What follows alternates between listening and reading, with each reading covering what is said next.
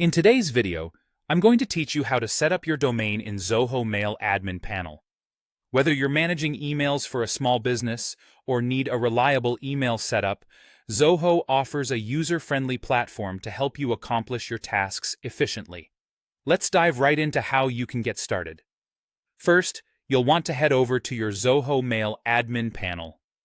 To do this, simply visit the following URL in your web browser: https://mailadmin.zoho.com.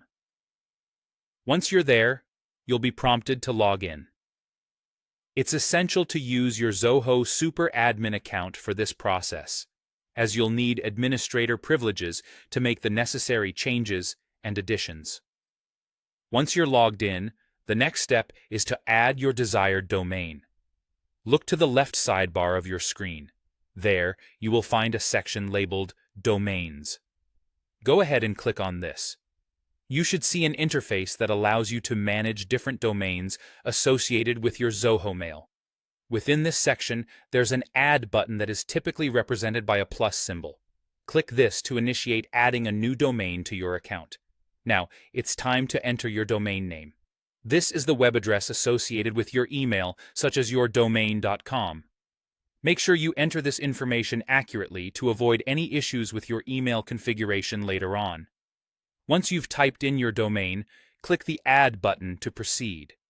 At this point, Zoho will guide you through additional steps to verify your domain and set up DNS records.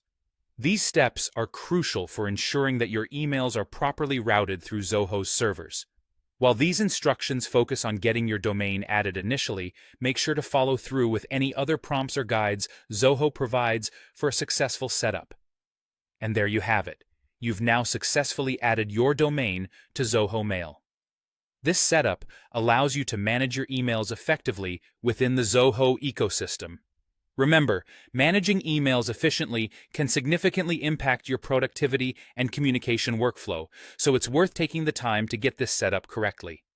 If you run into any issues or need further guidance, Zoho provides a support section on their website, which can be very helpful. Thanks for watching. And if you found this video helpful, don't forget to like and subscribe for more tips and tutorials on optimizing your tech tools.